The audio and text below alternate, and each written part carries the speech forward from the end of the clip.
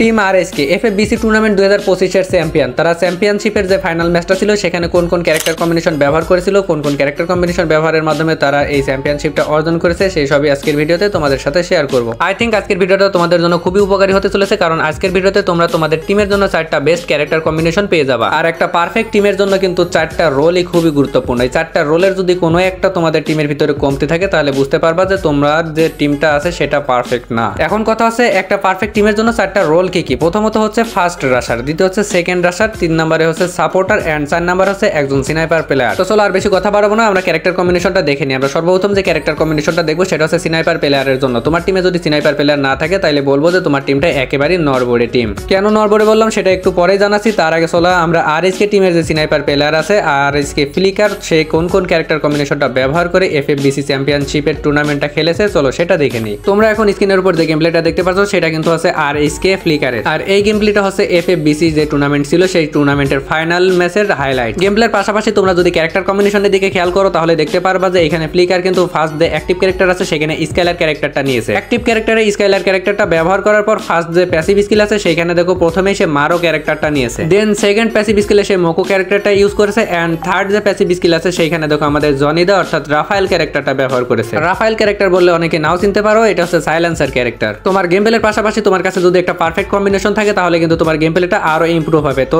এই RS flicker যে কম্বিনেশনটা ব্যবহার করেছে সেটা কিন্তু একটা পারফেক্ট কম্বিনেশন। কেননা দেখো প্রথমে কিন্তু সে অ্যাক্টিভ স্কিলে স্কাইলার ক্যারেক্টারটা নিয়েছে, যার মাধ্যমে সে যখনই একটা এনিমিকে 150 একটা ড্যামেজ দিবে তখন যদি সামনের এনিমি গুলওয়াল মারে স্কাইলার ক্যারেক্টারের মাধ্যমে সেই গুলওয়ালটাকে ভেঙে ওই এনিমিকে কিন্তু সে খুব সহজে ড্যামেজ দিয়ে ডাউন করে দিতে পারবে। মারো ক্যারেক্টার ইউজ করছে কারণ স্নাইপার প্লেয়ারের কাজ হচ্ছে দূর থেকে এনিমিকে মারা। তো যত দূরে যাবে সে কিন্তু এই মারো ক্যারেক্টারের মাধ্যমে তার যে স্নাইপার চালাবে সেই স্নাইপারের ড্যামেজটা বাড়িয়ে নিতে পারবে, অর্থাৎ ড্যামেজটা বেশি দিবে। তারপরে মোকো ক্যারেক্টার ইউজ করেছে। মোকো ক্যারেক্টার ইউজ করা আর মারো ক্যারেক্টার একসাথে ইউজ করলে কিন্তু মারো ক্যারেক্টার ড্যামেজটা 30% পর্যন্ত বৃদ্ধি করে দেয়। সেই সাথে মোকো ক্যারেক্টার এনিমির লোকেশনটা বলে দেয়, যার কারণে সে পারফেক্ট এইম নিতে পারে। তাছাড়া তার টিমমেটরাও কিন্তু সেই এনিমির লোকেশনটা জানতে পারে, ফলে রাশ করে এনিমিকে খুব সহজে ডাউন করতে পারে। থার্ড প্যাসিভ স্কিলে সে জনিদা ক্যারেক্টার কেন নিয়েছে তোমরা বুঝতে পারছো, কারণ সে স্নাইপার চালায় আর স্নাইপারে অটোমেটিক কিন্তু সাইলেন্সার লাগিয়ে দেয় আমাদের জনিদা ক্যারেক্টারটি। এই জনিদা ক্যারেক্টার লাগিয়ে সে এনিমির উপর কোন দিক থেকে অত্যাচার করবে এনিমি বুঝে ওঠার আগে কিন্তু খুব সহজে সে এনিমিকে মেরে দিতে পারবে। তোমরা যারা স্নাইপার চালাও তারা এই কম্বোটা ব্যবহার করে দেখতে পারো। এবার আমরা আরএসকে টিমের ফার্স্ট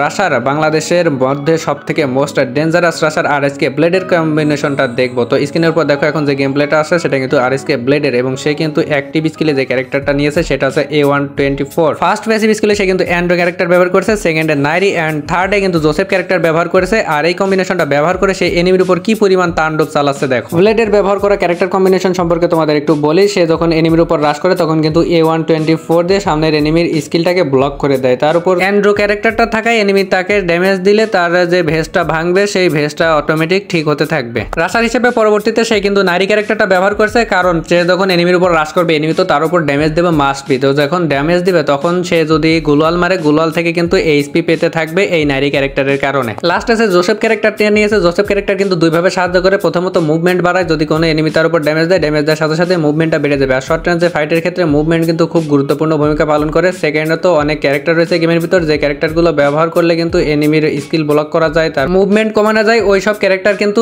ব্লেডের উপরে কাজ করবে না। দুইজন প্লেয়ারের কিন্তু ক্যারেক্টার কম্বিনেশন দেখা হয়ে গেছে, একটা স্নাইপার আর একটা আছে ফার্স্ট রাশারের। তো এই পর্যন্ত যারা ভিডিওটা দেখে ফেলেছো, ভিডিওতে যদি এখনো লাইক না করে থাকো অবশ্যই ভিডিওতে একটা লাইক করে দিও, এবং ই স্পোর্টস এর ক্ষেত্রে তোমার কোন টিম সবথেকে ফেভারিট অবশ্যই কমেন্ট করে জানিও। এবার আমরা আরএসকে টিমের সেকেন্ড রাশারের ক্যারেক্টার কম্বিনেশনটা দেখবো যে সে কোন কোন ক্যারেক্টার কম্বিনেশন ব্যবহার করে গেম প্লে করে। আরএসকে টিমের সেকেন্ড রাশার হচ্ছে কুট্টুস। সে কিন্তু আগে জব ব্রেকার্স এর হয়ে খেলতো, বাট এখন কিন্তু সে আরএসকে টিমের হয়ে খেলতেছে। তো সে যে ক্যারেক্টার কম্বিনেশনটা ব্যবহার করছে তার ভিতরে সর্বপ্রথম যে ক্যারেক্টারটা রয়েছে সেটা হচ্ছে স্টেফলি, জাস্টিন বিবার, থিবা এন্ড নারী ক্যারেক্টার। আরএসকে টিমের যে লাস্ট প্লেয়ারটা রয়েছে আরএসকে নেজাদ, এবার আমরা তার ক্যারেক্টার কম্বিনেশনটা দেখবো। বর্তমানে সেই টিমে কিন্তু তার রোলটা হচ্ছে নেডার হিসেবে, অর্থাৎ সে নেডারের ক্ষেত্রে কিন্তু গুরুত্বপূর্ণ ভূমিকা পালন করে। তো স্ক্রিনের উপর দেখতে পাচ্ছ তার যে ক্যারেক্টার কম্বিনেশনে রয়েছে কেসি ক্যারেক্টার, নেডার হিসেবে সে কিন্তু উলফেরা ক্যারেক্টার নিয়েছে। তারপরে অলিভিয়া ক্যারেক্টারটা রয়েছে, এন্ড লাস্ট যে ক্যারেক্টার সেটা ভালো বোঝা যাচ্ছে না, তবে ক্যালি ক্যারেক্টার হইলে হইতে পারে। তোমাদের কি মনে হয় অবশ্যই কমেন্ট করে জানি। মোটামুটি কিন্তু 4 জনের ক্যারেক্টার কম্বিনেশনই দেখানো হয়ে গেছে। তো তোমাদের যদি কোনো প্রকার বুঝতে সমস্যা হয় তাহলে ভিডিও থেকে তোমরা স্ক্রিনশট নিয়ে নিতে পারো। স্ক্রিনশট নিয়ে তোমরা তোমাদের মতো ওই ক্যারেক্টার কম্বিনেশনগুলো সাজিয়ে নিতে পারো। এখন তোমাদের উদ্দেশ্যে কিছু কথা বলি, সেটা হচ্ছে বর্তমানে বাংলাদেশে ই স্পোর্টসের চাহিদা কি পরিমাণ বেড়েছে তোমরা তো দেখতেছোই। তো অনেকেই আছো সবসময় ম্যাক্সিমাম সময় গেম নিয়ে পড়ে থাকো।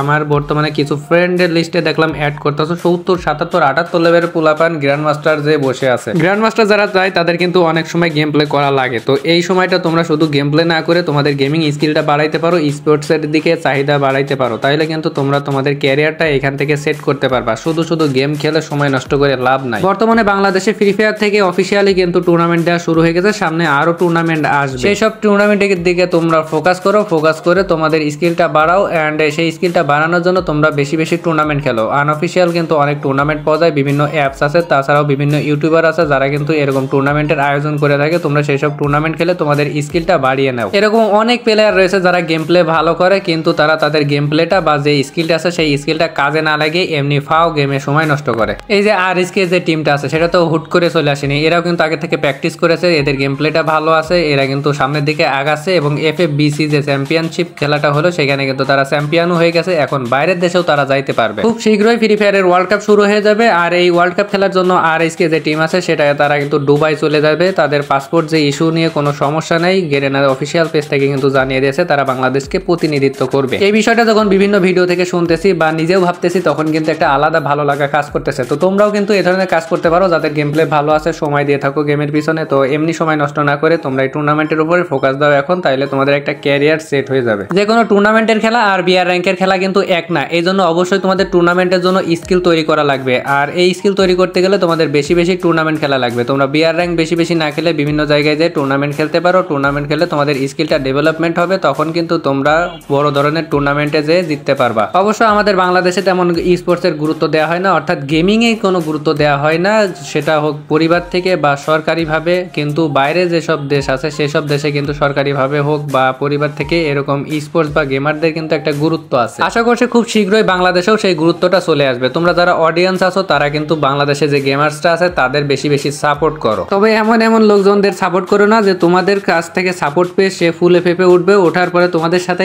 স্ক্যাম করবে। এই বর্তমানে বাংলাদেশে দেখলাম এই কাজটা হচ্ছে, তোমরা সাপোর্ট দিয়ে এক একটা ইউটিউবারকে বড় বানাচ্ছ, আর সেই সব বড় বড় ইউটিউবার তোমাদের সাথে লাখ লাখ টাকা স্ক্যাম করতেছে। আর তোমাদেরকে কি বলবো, তোমরা যে বাইরে টুর্নামেন্ট খেলতে যাবা, বড় বড় ইউটিউবার বানাই রাখছো, সেই সব ইউটিউবারের কথা শুনে টুর্নামেন্ট খেলতে যাবা, টুর্নামেন্টে যে তোমরা স্ক্যামের শিকার হচ্ছ। বা ছোট কন্টেন্ট ক্রিয়েটর যারা আছো তারা বড় বড় ইউটিউবারের কাছে যে প্রমোশন নিতে যাচ্ছ, সেইখানেও তোমরা স্ক্যামের শিকার হচ্ছ। ইন্ডিয়ার পাকিস্তান নিয়ে একটা অ্যাড ছিল না যে জনাব क्या चल रहा है, তো এক দিয়ার পে তো স্ক্যাম চল रहा है, শুধু স্ক্যাম আর স্ক্যাম।